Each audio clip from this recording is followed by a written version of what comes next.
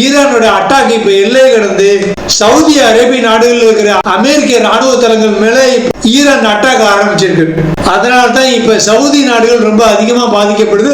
அதனால Kuwait, Saudi, Abu Dhabi, Qatar, Yemen மாதிரியான நாடுகள் இப்ப பாதிக்கப்பட்டு இருக்கு. காரணம் இந்த நாடுகள்ல அமெரிக்காவுடைய ராணுவ தளங்கள் இருக்கிறதுனாலதான், அமெரிக்காவை இந்த நாட்டுடைய வான்வெளியை ஈரானுக்கு எதிரான போருக்கு பயன்படுத்துறதுனாலதான்.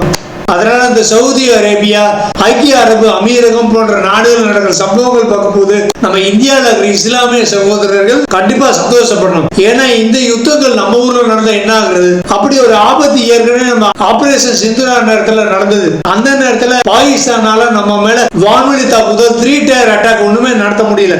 அதனால தான் நம்ம இந்திய மக்கள் எல்லாருமே ரொம்ப சந்தோஷமா பாதுகாப்பா இருந்தோம். ஆனா சவுதியில, ஐக்கிய அரபு நாடுகள் இருக்கிற முஸ்லீம்களோட நிலைமை நினைச்சாதான் ரொம்ப கவலையா இருக்கு. ரம்ஜான் வேற, அவங்க பாதுகாப்பா தொழுகையும் நடத்த முடியல, நிம்மதியாக இருக்க முடியல. சோ நம்ம இந்தியாவில் இருக்கிற இஸ்லாமிய சகோதரர்கள் இப்படி பாதுகாப்பா இருக்கிறதுக்காக ரொம்ப சந்தோஷப்படணும். அதே நேரத்தில் அபுதாபி, துபாய், தெஹ்ரான், பஹ்ரைன், ஐக்கிய அரபு நாடுகள், சவுதியில இருக்கிற மக்கள் ரொம்பவே பாதுகாப்பா இருக்கணும். இந்த யுத்தமும் சீக்கிரம் முடிஞ்சு சமாதானமாகணும், நம்ம கடவுளை வேண்டிக்கிடுவோம். இப்ப என்ன பாத்தீங்கன்னா, இந்த யுத்தத்துல இப்ப சீனாவும் ஈரானுக்கு ஆதரவு களம் இறங்கியிருக்காங்க. ஆனா இஸ்ரேல் பிளஸ் அமெரிக்கா கூட்டணிக்கு உதவுன்னு ரொம்ப எதிர்பார்த்த பிரிட்டன் இவங்களை அப்படியே கைவிட்டுருச்சு. ஸ்பெயினும் கிட்டத்தட்ட கைவிட்ட மாதிரி தான்.